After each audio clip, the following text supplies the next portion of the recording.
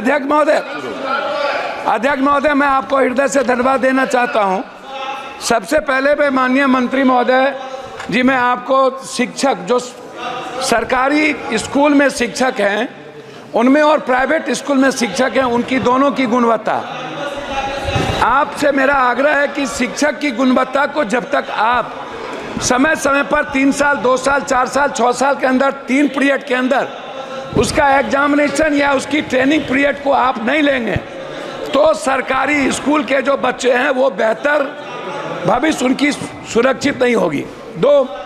तीसरी चीज, जितना सरकारी स्कूल में और कॉलेजेस में बच्चे हैं 400, 800, 400, 700, क्लास इतने कम हैं। 8 क्लास है, 9 रूम है, 8 रूम है, 7 रूम है, और स्थिति यह है स्कूल और कॉलेज में कि 20% बच्ची के लिए मात्र शौचालय बना हुआ है। पानी कहीं भी सरकारी स्कूल में। सदस्य, आप 6 बार मेंबर पार्लियामेंट हो ना? जी जी, 6 टाइम है ना।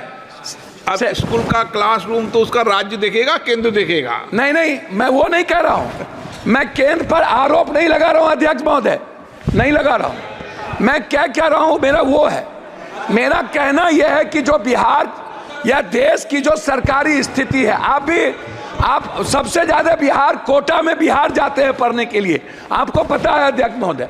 और कोटा में अगले साल लगभग 600 से 700 बच्चे किस तरह डिप्रेस के चलते आत्महत्या किए हैं, आपसे कोई चीज छुपी नहीं है। और आप वहां गार्जियन बन के, हमने कई बार सारे संस्थाओं के चेयरमैन से मैंने बातचीत की है, डिप्रेस में चले जाते हैं। मेरा सबमिशन इस बात को लेकर के है कि बिहार के बंटवारे के बाद ना तो एक नेतरहाट खुली, ना तो सैनिक स्कूल खुला, ना ही केंद्रीय विश्वविद्यालय को तवज्जो मिली, ना जमीन मिली, ना नवोदय विद्यालय पर फोकस किया गया, ना सेंट्रल स्कूल पर फोकस किया गया, ना पंचायत में कस्तूरबा गांधी पर फोकस किया गया। बच्ची के लिए कोई सुविधा नहीं। हम लोगों ने केंद्रीय विश्वविद्यालय का मांग किया था पटना यूनिवर्सिटी को लेके। एक केंद्रीय विश्वविद्यालय भारत सरकार के द्वारा मोतिहारी में खुली, जिसका इतना अनैतिक है शिक्षा मंत्री महोदय।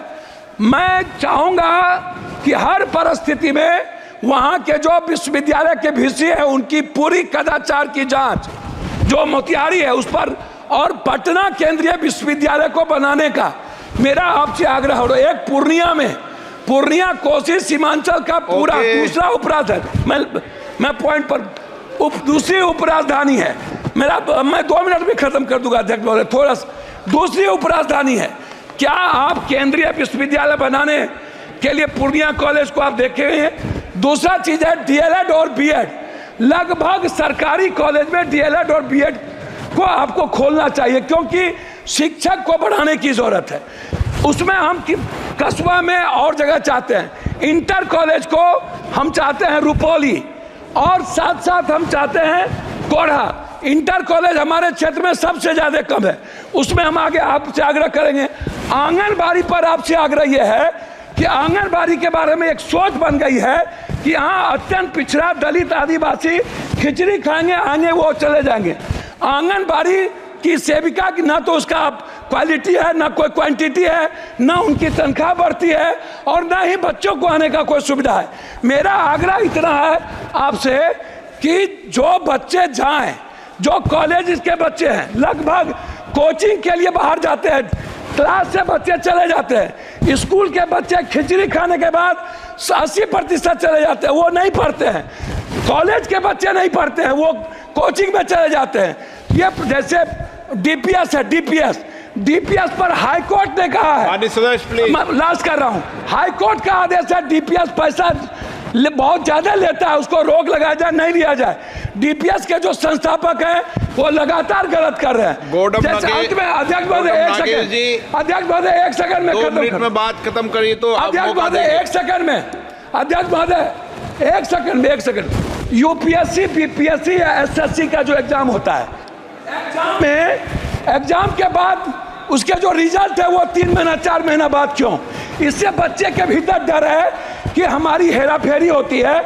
मैं चाहता हूं जिसका फॉर्म भरा जाए बच्चे का, यूपीएससी, बीपीएससी, एसएससी या कोई भी ऐसी कंपटीशन में, उसका एग्जाम हो और 15 दिनों के अंदर उसका रिजल्ट निकाला जाए। रिजल्ट निकालकर उसकी ज्वाइनिंग की व्यवस्था की जाए, तभी एग्जाम हो।